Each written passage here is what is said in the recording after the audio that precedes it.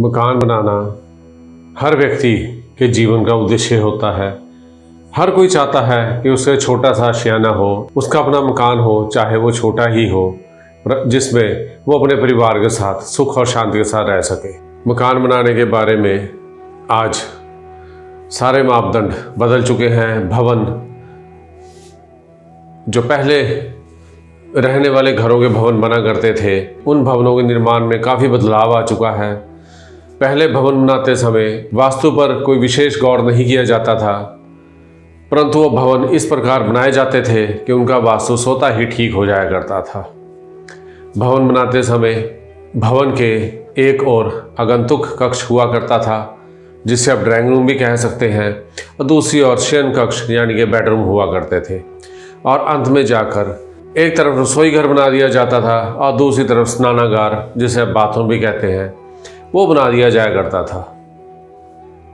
ऐसा भवन बनाने में वास्तु स्वतः ही ठीक हो जाया करता था और उस भवन में वास्तु का कोई भी दोष नहीं रहता था, क्योंकि कुछ चीज़ें जो आज के युग में हर किसी को परेशानी दे रही हैं, हर व्यक्ति आज के युग में परेशान है। पहले लोग संतुष्ट हुआ करते थे, परिवार जुड़कर रहते थे, किसी को किसी भी तरह की कोई परेशानी नहीं थी, कोई बीमारी नहीं थी। उसमें कई कारक महत्वपूर्ण हैं, जैसे मकान का वास्तु तो सबसे बड़ा दोष है ही है।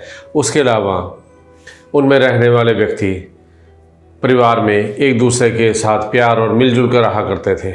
आज सिर्फ बात करेंगे वास्तु की एक ही बिंदु पर, एक ही ग्रह को लेकर, कि यदि वो ग्रह की स्थिति कुंडली में इस प्रकार की है तो उसे किस दिशा में बनाया गया मकान दुखों का कारण बनेगा। छोटे छोटे उपाय जिससे जीवन बदल जाए, जीवन आनंदमय हो जाए। श्रृंखला में परमिंदर सिंह त्रेहन आप सबका स्वागत करता हूँ, आपको नमस्कार करता हूँ और आशा करता हूँ आप लोग सब अपने घरों में ठीक ठाक होंगे, स्वस्थ होंगे, सुखी होंगे। भवन निर्माण करते समय कुछ विशेष ध्यान देने योग्य कुछ ऐसे महत्वपूर्ण बातें हैं जिन्हें यदि किसी वास्तुकार की सलाह से अमल में लाया जाए तो वो जीवन में सुख दिया करती हैं। मैंने पहले भी आपको बताया कि पुराने वक्त में भवन बना करते समय वास्तु दोष खत्म हो जाया करते थे। आज हर घर में राहु खुद ही आकर विराजमान हो गए हैं, या यूँ कहें कि जिस व्यक्ति ने वो मकान बनवाया है उस मकान का वास्तु इस प्रकार का है कि राहु देव उस भवन में विराजमान हो गए हैं और वो तंग करने लगे हैं।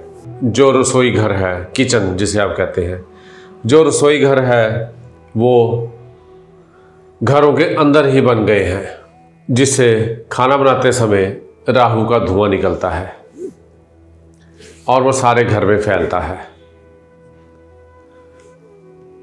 धुआं यानी कि राहु, राहु यानी कि परेशानी स्वतः ही घर में प्रवेश कर जाया करती है। और दूसरी चीज़ है स्नानागार, बाथरूम। पहले मल विसर्जित करने के लिए अलग कक्ष हुआ करता था और स्नान करने के लिए वाला कक्ष अलग हुआ करता था। आज वो जॉइंट इकट्ठे ही हो गए हैं। उनके इकट्ठे होने से वास्तु के अनुसार उनकी दिशा कभी भी ठीक नहीं हो पाती। और ये जो स्नानागार आज शयन कक्ष के साथ जुड़कर बनने लगे हैं, इनका ऐसा प्रचलन बन चुका है कि attach bathroom with the bedroom, शयन कक्ष के साथ स्नानागार जुड़ा हुआ होना चाहिए। यदि इस प्रकार स्नानागार शयन कक्ष के साथ इसे जोड़कर बनाया जाएगा तो वो वास्तु दोष कभी भी ठीक नहीं हो सकता। उसमें कोई ना कोई दोष रह जाएगा, या तो वो स्नानागार ही गलत दिशा में होगा, या उसके अंदर मल विसर्जित करने वाली सीट जिस पर बैठकर मल विसर्जित किया जाता है उसकी दिशा गलत होगी। एक साधारण सा vastu, universal vastu is not suitable for each and every person. जो साधारण सा वास्तु है वो हर व्यक्ति के लिए उपयुक्त नहीं है। हर कोई आज वास्तु और ज्योतिष का थोड़ा बहुत ज्ञान रखता है।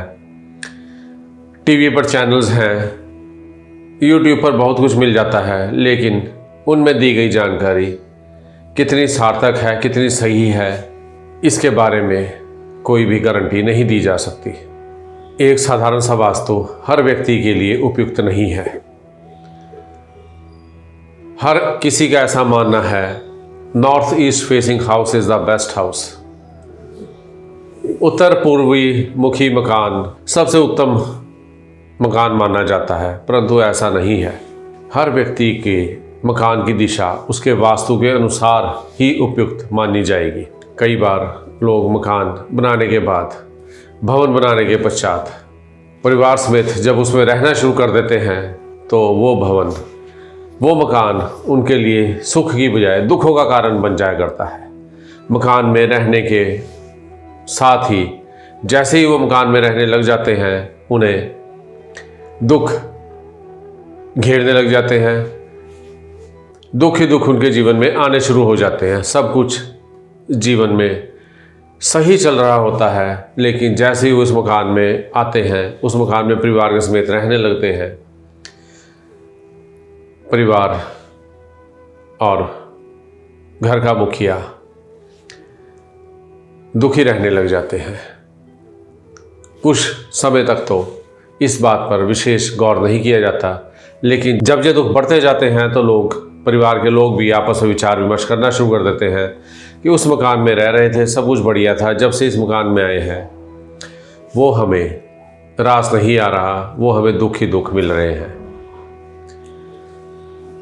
अब यदि किसी परिवार के साथ, किसी व्यक्ति के साथ ऐसी घटना घट रही है या ऐसा कुछ हो रहा है, तो वो व्यक्ति क्या करे? वो किसी विद्वान ज्योतिषविद से अपनी कुंडली का विश्लेषण करवाए। कुंडली के विश्लेषण के पश्चात यदि कुंडली में कुछ ऐसा दोष पाया जाता है जिस वजह से कुंडली में मंगल देव खराब हो रहे हैं और उस व्यक्ति का मकान दक्षिण मुखी है,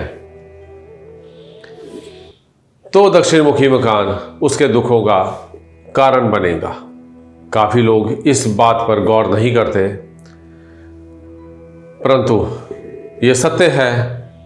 यदि कुंडली में मंगल देव खराब हो रहे हो, मंगल देव बद हो रहे हो, तो दक्षिण मुखी मकान दुखों का कारण बनेगा। ऐसे व्यक्ति पर दुखों का पहाड़ टूटेगा ही टूटेगा। वो व्यक्ति उस ज्योतिषविद के परामर्श के अनुसार उसके सुझाए गए उपाय को करे और इसके साथ साथ जो वास्तु में दोष है उसका निवारण करवाने के लिए वो किसी वास्तुशिल्प का परामर्श भी ले तो बेहतर रहेगा। यदि ये दोनों की सलाह के अनुसार, दोनों के परामर्श के अनुसार यदि वो व्यक्ति उपाय करता है और अपने वास्तु को बिना तोड़ फोड़ के यदि वो ठीक किया जा सकता है तो उसे वो ठीक करवा ले। जिस खराब वास्तु से उसे दुखों का सामना करना पड़ रहा है, यदि वो वास्तु ठीक हो जाएगा तो वो दुख उसके जीवन से चले जाएंगे। अक्सर मैंने देखा है, जब मैं लोगों के वास्तु करने जाता हूँ, भवन बन चुका है, लोग वास्तु करवा रहे हैं, उसके बाद मेरे को एक बात समझ में नहीं आती, यही खर्चा जो आप बाद में कर रहे हैं, वही वास्तुकार की फीस, उस वास्तुकार की फीस आप पहले उसे दे दीजिए ताकि उस वास्तु के अनुसार वो भवन बन जाए और बाद में आपको ज़्यादा तोड़ फोड़ ना करनी पड़े। छोटे छोटे उपाय जिससे जीवन बदल जाए, जीवन आनंदमय हो जाए, ऐसे और छोटे छोटे उपाय लेकर आपके लिए हाजिर होता रहूँगा जिससे आपका जीवन स्वतः ही आनंदमय हो जाएगा। मेरे इस चैनल को सब्सक्राइब करें, वीडियो को लाइक और शेयर करें।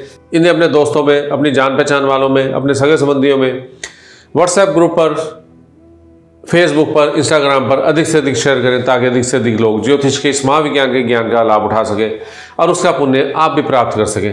आने वाली वीडियो में कुछ और विशेष ज्ञानवर्धक जानकारी के साथ आपकी सेवा में हाजिर होता रहूँगा। तब तक के लिए आप सबको मेरा प्यार भरा नमस्कार।